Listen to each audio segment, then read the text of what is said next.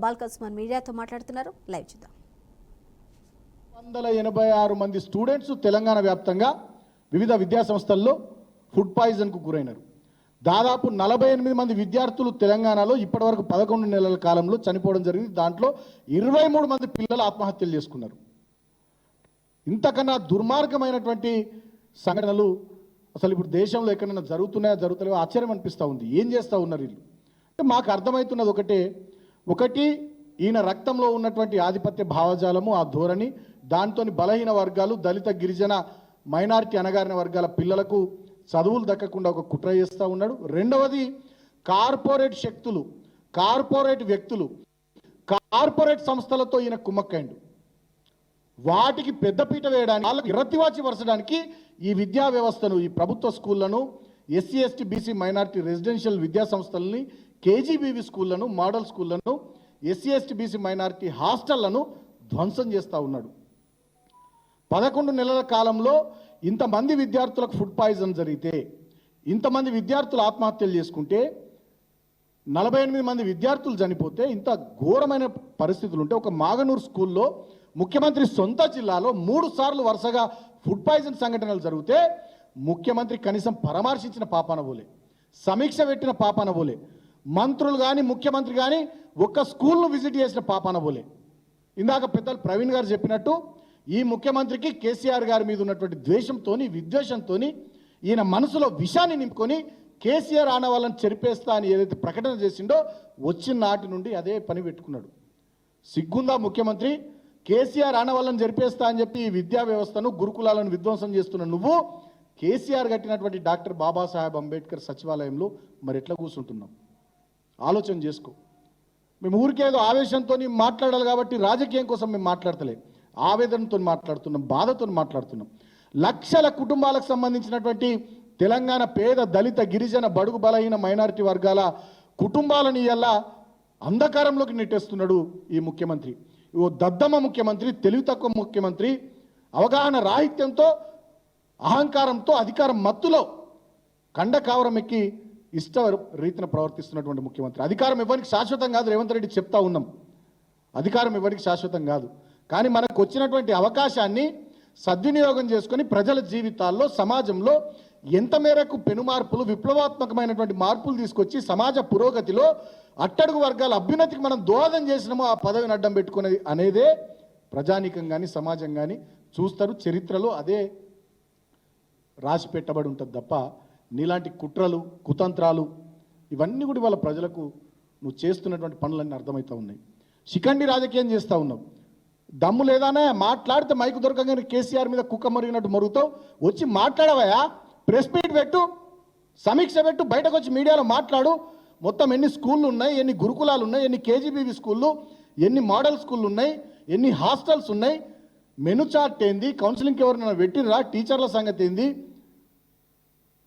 Staff సంగతి ఏంది, అక్కడ పరిసరాల పరిశుభ్రతకు సంబంధించి మీరు ఏం చేస్తున్నారు, అసలు ఏం జరుగుతుంది 11 నెలల్లో విద్యా వ్యవస్థలో కానీ, సంక్షేమ శాఖలో కానీ, మిగతా బీసీ స్కూళ్ళలో, బీసీ హాస్టళ్లలో కానీ, ఎస్టీ హాస్టళ్లలోనే ఆ మంత్రులతో సమీక్ష పెట్టి బయటకు వచ్చి మాట్లాడు. ఈ ప్రజలకు ధైర్యం ఇయ్యు, ఈ వర్గాల పిల్లలకు ధైర్యం ఇయ్యు, ఎవరు చనిపోకుండా విలువైన ప్రాణాలు నిలబెట్టే ప్రయత్నం చేయవా. నీ కోటేసిన పాపానికి ఇందిరమ్మ రాజ్యం అంటివి, ప్రజాపాలన అంటివి, ఇవాళ ఈ వర్గాలను చంపేస్తావా? నీకేసిన ప్రతి ఒక్క ఓటు ఈ వర్గాలది, ఆ కుటుంబాల, ఆ పిల్లల మెడకు ఉరితాడు లెక్క చుడతావా ఆ ఓట్లను? ఎటుపోతున్నది వాళ్ళ తెలంగాణ? నేను ప్రజల్ని కూడా ఆలోచించమని కోరుతా ఉన్నా. అధికార మదంతోనే, అధికారం మత్తులో ఈ ముఖ్యమంత్రి నుంచి మొదలుకొని మంత్రుల వరకు మాట్లాడుతున్న మాటలు. ఈయన ఒక శిఖండి లెక్క, రేవంత్ రెడ్డి ఈయన బయటకు రాకుండా మంత్రులను పంపిస్తూ ఉన్నాడు. సీతక్క గారు ఒక దిక్కు మాట్లాడుతున్నారు, కొండా సురేఖ గారు మాట్లాడుతున్నారు, పొన్నం ప్రభాకర్ గౌడ్ గారు మాట్లాడుతున్నారు. ఇంతవరకు ముఖ్యమంత్రి మాట్లాడలేడు సంఘటన మీద, దీనికి సంబంధించినటువంటి అంశం మీద. ఈ మంత్రులు ఏం మాట్లాడతారు? వీళ్ళకు ఆ తెలియదు, ఏ తెలియదు, ఏమీ తెలియదు వీళ్ళకు. వీళ్ళు వచ్చి ఇష్టం వచ్చినట్టుగా కేటీఆర్ గారు చేపిస్తున్నారు, ప్రవీణ్ గారు చేపిస్తున్నారు, ఫుడ్ పాయిజన్ సంఘటనలు అందుకే అవుతున్నాయి అని చెప్పి మా మీద బురద జల్లే ప్రయత్నం చేస్తూ ఉన్నారు. మీరు బాధ్యతను విస్మరించి అధికారం మత్తులో జోగుతున్నటువంటి తీరు, ఊగుతున్నటువంటి తీరు ఇవాళ తెలంగాణ ప్రజానికం గమనిస్తూ ఉంది. ఇవాళ పిల్లల ప్రాణాలకు విలువ లేకుండా, ఈ వర్గాల ప్రయోజనాలను పట్టించుకోకుండా సీతక్క గారు కానీ, కొండా సురేఖ గారు, పొన్నం ప్రభాకర్ గారు మీరంతా కూడా ముఖ్యమంత్రికి మద్దతుగా ఆయనను షీల్డ్ చేస్తూ మీరు ఇవాళ మా పార్టీ మీద మా నాయకత్వం మీద మాట్లాడుతున్నటువంటి మాటల్ని ప్రజలు గమనిస్తూ ఉన్నారు. ఇవాళ మీరే మంచిగా పనిచేస్తే, స్కూల్లే మంచిగా నడిస్తే, గురుకులాలు మంచిగా ఉంటే, ఎక్కడ ఏం సంఘటన జరగకపోతే బీఆర్ఎస్వికి మా పార్టీకి ఈ గురుకుల బాట కార్యక్రమం తీసుకునే అవసరం ఏముంటుందండి?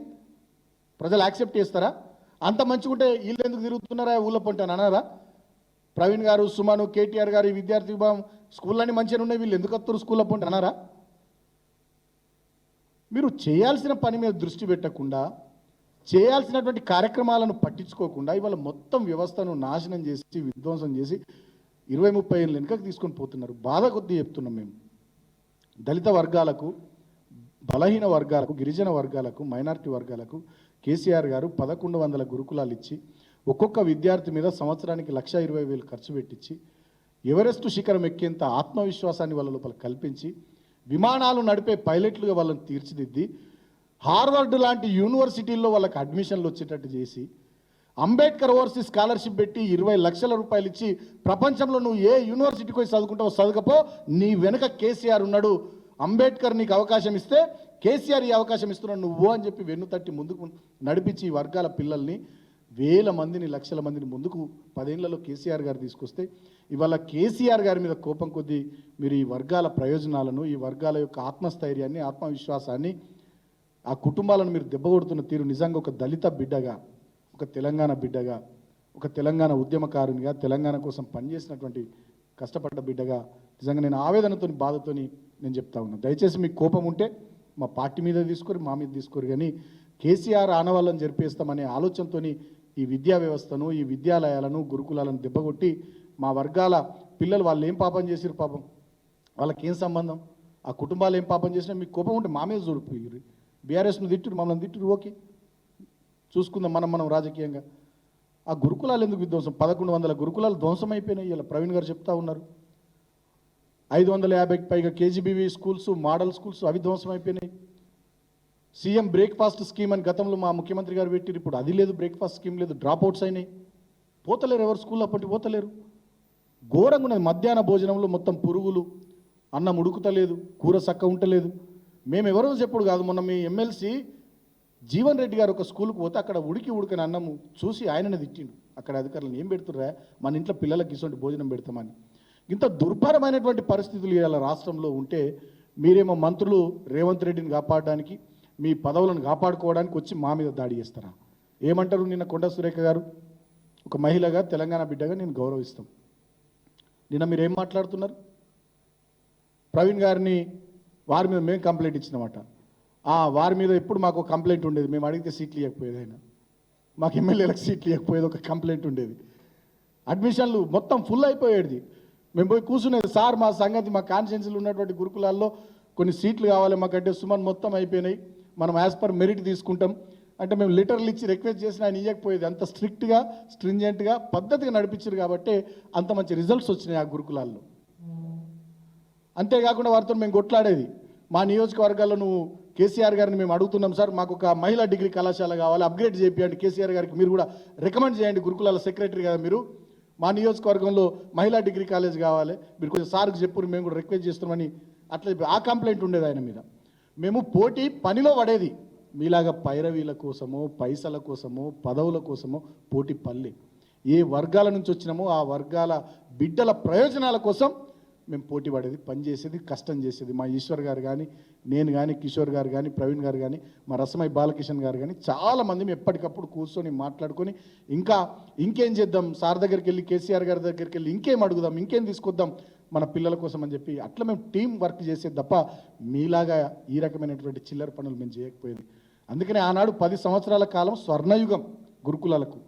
ఇవాళ 20-30 ఏళ్ళు వెనుకకు పోయినటువంటి దుర్భరమైనటువంటి పరిస్థితులు గురుకులాలు. సార్ చెప్తుంటే నిన్న మొన్న మేము మాట్లాడుతుంటే కేటీఆర్ గారితో మాకు బాధ అనిపించింది. ఇంటర్మీడియట్ కాలేజీల్లో, గురుకులాల్లో, డిగ్రీ కాలేజీల్లో 40% సీట్స్ వేకెంట్ ఉన్నాయంటే చాలా బాధపడ్డాం మేము. అరే మాకు అప్పుడు సీట్లు దొరకకపోయేది గురుకులాల్లో. మేము అడిగితే, ఎమ్మెల్యేలు అడిగితే, సార్ మాకు ఒక్క సీటు ఇరు, మాకు దగ్గర అయినా తెలిసిన ఆయన ఒక 2 సీట్లు ఇరు అంటే లేవు, మొత్తం అడ్మిషన్స్ ఫుల్ అయిపోయినాయని చెప్పేది వారు. అటువంటి పరిస్థితుల నుంచి వాళ్ళ 40% సీట్లు ఖాళీ ఉన్నాయంటే మీరు ఏడికి తీసుకొచ్చిర్రు. ఇవాళ తెలంగాణ సమాజం ఇవన్నీ గమనిస్తూ ఉంది, ఆలోచిస్తూ ఉంది. అందుకనే నేను ప్రజల్ని కూడా కోరుతా ఉన్నా, విజ్ఞప్తి చేస్తూ ఉన్నా, బీఆర్ఎస్ పార్టీ శ్రేణులందరినీ కూడా విజ్ఞప్తి చేస్తూ ఉన్నా. మన వర్కింగ్ ప్రెసిడెంట్ కేటీఆర్ గారు పిలుపునిచ్చినారు. బీఆర్ఎస్ పార్టీ విద్యార్థి విభాగం ఆధ్వర్యంలో ఈ గురుకుల బాట కార్యక్రమాన్ని